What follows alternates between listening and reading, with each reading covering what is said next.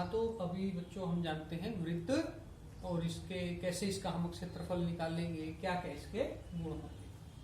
तो पहले हम एक वृत्त बना लेते हैं, इस पे एक वृत्त ड्रा करके देखते हैं। जैसे हम इसकी सहायता से, ये कड़ा है, इसकी सहायता से बना सकते हैं एक वृत्त। ये देखिए, ये हमारा एक वृत्त है, और इसकी सहायता से भी हम थोड़ा सा बड़ा भी बना सकते हैं।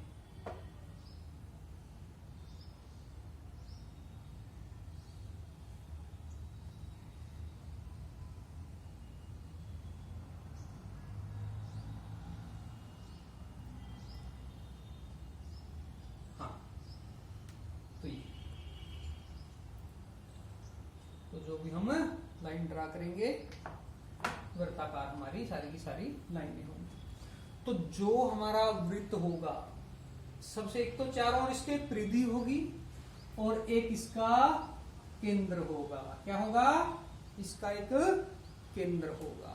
किसी भी उससे लाइन से हम इसको ड्रा कर सकते हैं, या प्रकार में पेंसिल डाल के हम प्लेन पे वो भी करते हैं, बना लेते हैं एक वृत्त को।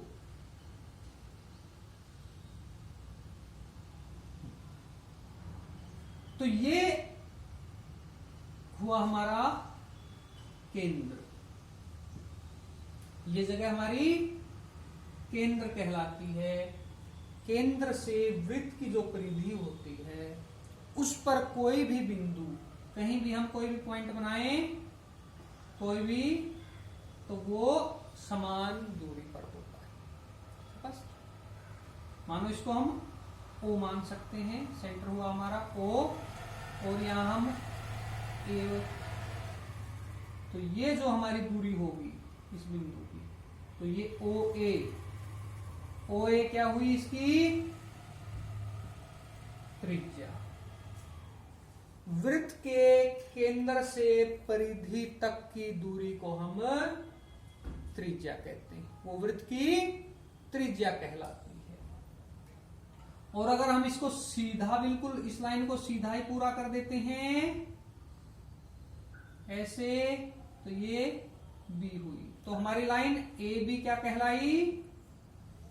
क्या कहलाई? वृत्त का व्यास। कोई भी रेखा जो वृत्त के परिधि के बिंदुओं से शुरू होकर उसके केंद्र से गुजरती हुई दोबारा से उसकी परिधि तक पहुंचे, वो कहलाती है व्यास। क्या कहलाएगा वो? व्यास। त्रिज्या क्या हुई? वृत्त के केंद्र से कितनी भी त्रिज्या हो सकती है, जो भी सीधी रेखा होगी, ये भी त्रिज्या हुई, ये हमारा हुआ व्यास। तो एक त्रिज्या ये, एक त्रिज्या ये, दो। तो जो व्यास होगा वो हमेशा त्रिज्या का दुगुना होगा। कितना होगा? 2 गुना होगा। ओके, फर्दर जो वृत्त होगा, जो वृत्ताकार आकृति है, वो हमेशा 2 डायमेंशनल होगी, एक 2D फिगर होगी। जो आकृति है हमेशा वो द्विआयामी होगी।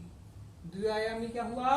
जिसकी एक निश्चित लंबाई और जिसको चौड़ाई या ऊंचाई कहेंगे। वही होगा सिर्फ वृत्त जो सिर्फ 2 डायमेंशनल होगा, एक ऊंचाई या उसकी लंबाई होगी, वो रहेगा। तो हमेशा 2 डायमेंशनल फिगर होगी हमारी। अच्छा, तो नेक्स्ट अब हम इसका 2 चीजें देखते हैं वृत्त की, या तो क्षेत्रफल देखते हैं या इसकी जो हमारी परिधि है उसका परिमाप देखते हैं। जैसे आपने कई बार देखा ना कि पहिए का एक चक्कर कितनी दूरी पे लगता है। अगर कोई चीज 100 किलोमीटर जाना है, या 100 मीटर या 200 मीटर किसी साइकिल ने जाना है, तो उसके पहिए को कितने चक्कर लगाने पड़ेंगे? आपके सवाल आते हैं ना ऐसे। तो वो यहां से हम सोल्व करते हैं इस परिधि से। किससे? इसकी वृत्त की सरकमफ्रेंस से। तो ये जो है इसकी सरकमफ्रेंस। तो अगला हुआ हमारा तीसरा, परिधि।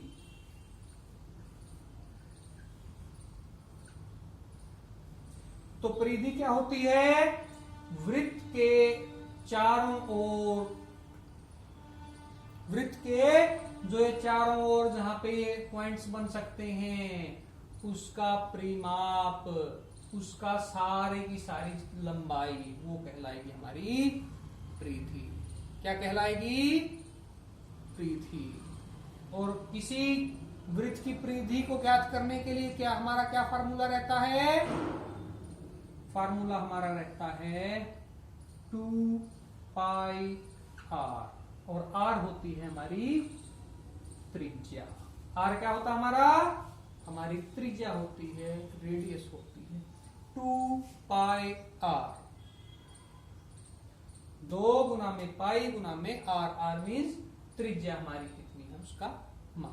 तो उससे हमारी परिधि है जो उसकी लंबाई हम ज्ञात कर सकते हैं। और बच्चों आपने सभी ने पता है जो पाई का मान होता है कितना होता है? वो 22/7 होता है। कितना होता है? पाई का मान कितना होता है? हमेशा कांस्टेंट रहता है, वो हमेशा 22/7 ही होता है। अब इसका क्षेत्रफल हम कैसे ज्ञात करेंगे वृत्त का? उसके लिए क्या हमारा सूत्र रहता है, क्या फॉर्मूला हमारा रहता है? वो रहता है pi r square. Pi r square, pi त्रिज्या का वर्ग, पाई गुना में त्रिज्या का वर्ग। क्षेत्रफल अगर निकालना हो तो क्या रहेगा हमारा?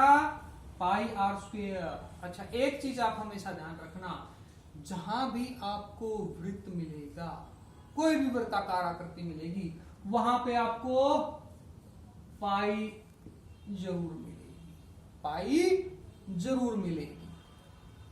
पाई का अर्थ है हमेशा कितना मान है पाई का? 22/7। 22/7 एक निश्चित अनुपात है इसका। कोई भी आपकी वृत्ताकार आकृति जब होगी तो उस वृत्ताकार आकृति का निर्माण करने के लिए, उसका निर्माण करने के लिए हमेशा क्या जरूरी है? एक त्रिज्या जरूरी है। पहले तो केंद्र जरूरी है जिसके चारों तरफ इस वृत्ताकार आकृति का वो बनाया जाएगा। और दूसरी क्या चीज जरूरी है? उसकी त्रिज्या। कितना बड़ा हमारा वृत्त हो तो वो रहेगा। तो वो हमेशा क्या होगा?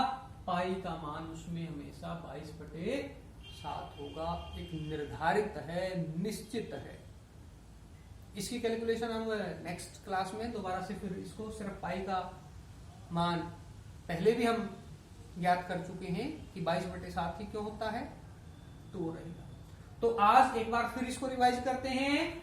वृत्त के बारे में क्या होगा? उसमें एक केंद्र होगा और केंद्र से एक समान दूरी पर क्या रहेगी? ये इसकी परिधि पर त्रिज्या, ये वाली त्रिज्या होगी O से A तक, O से B तक, O से C तक, जहां भी। और AB क्या है इसका? व्यास। व्यास हमेशा त्रिज्या का 2 गुना होता है और हमेशा केंद्र से होकर जो है दोनों सिरों को मिलाता है, वो व्यास होता है। परिधि कैसे ज्ञात करेंगे हम वृत्त की? 2 गुना में पाई गुना में त्रिज्या, और क्षेत्रफल पाई आर स्क्वेयर। पाई गुना में त्रिज्या का वर्ग। अब एक उदाहरण, एक छोटा सा सवाल करके देखते हैं। अगर मानो हमें ये वृत्त दिया हुआ है और इसकी जो त्रिज्या है वो 7 सेंटीमीटर है। ये वृत्त दिया हुआ है और इसकी त्रिज्या कितनी है? 7 सेंटीमीटर। तो इसकी परिधि कैसे ज्ञात करेंगे हम? परिधि कितनी होगी जिसकी 7 सेंटीमीटर? त्रिज्या कितनी दी हुई है? 7 सेंटीमीटर। तो परिधि कैसे ज्ञात करेंगे हम? वृत्त की परिधि कितनी होगी? क्या सूत्र था हमारा? 2 पाई आर, यानी कि क्या हुआ? 2 गुना में पाई का मान कितना? 22/7। और त्रिज्या कितनी दी हुई हमारी? 7 सेंटीमीटर। तो कितनी हुई? 7 एकम 7। तो 22 दूनी 22 का दूना कितना होता है? 44। हाँ, तो 44 सेंटीमीटर। एक वृत्त जिसकी त्रिज्या 7 सेंटीमीटर दी हुई हो तो उसकी परिधि ज्ञात कीजिए। तो परिधि कितनी हुई उसकी? 44 सेंटीमीटर। कैसे हुई? 2 पाई आर। ये सरकमफ्रेंस का परिधि निकालने का हमारा सूत्र है। 2 गुना में 22/7 गुना में 7, 7 एकम 7, 22 दूनी 44 सेंटीमीटर हुआ। अब कोई पूछे इसका अक्षेत्रफल भी बताओ। अब अक्षेत्रफल क्या होता है? अक्षेत्रफल होता है कोई भी आकृति किसी प्लेन के ऊपर, किसी तल के ऊपर कितना स्थान घेरती है, वो उसका क्षेत्रफल कहलाता है। अब मानो मेरे हाथ में ये डस्टर है, ये देखिए, अब इसने इतना स्थान घेरा, ये वाला, तो जो स्थान घेरा वही इसका क्षेत्रफल होगा। ऐसे ही जब हम कोई वृत्त रख रहे थे या वृत्ताकार कोई चीज ऐसे इस पे रखी थी, तो इसने इतना इस बोर्ड में से, इस तल पर से इतना ही तो इसने स्थान घेरा ना, तो जितना स्थान घेरा वही इसका क्षेत्रफल कहलाता है, वही उसका क्षेत्रफल होता है। तो अगर इसकी जिसकी त्रिज्या 7 है, इसका क्षेत्रफल निकालना हो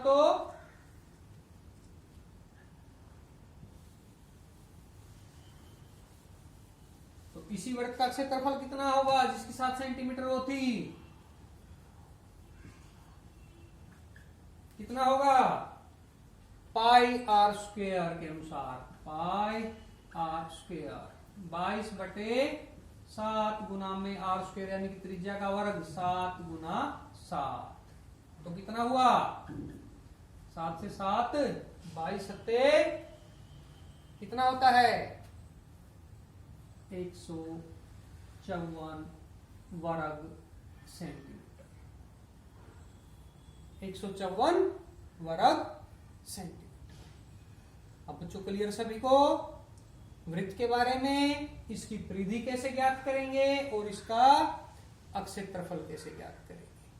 स्पष्ट है सभी को? एक बार फिर से हम रिवाइज करते हैं। जो परिधि के लिए हम क्या सूत्र अपनाते हैं? 2 गुना में पाई गुना में आर, आर का मतलब त्रिज्या।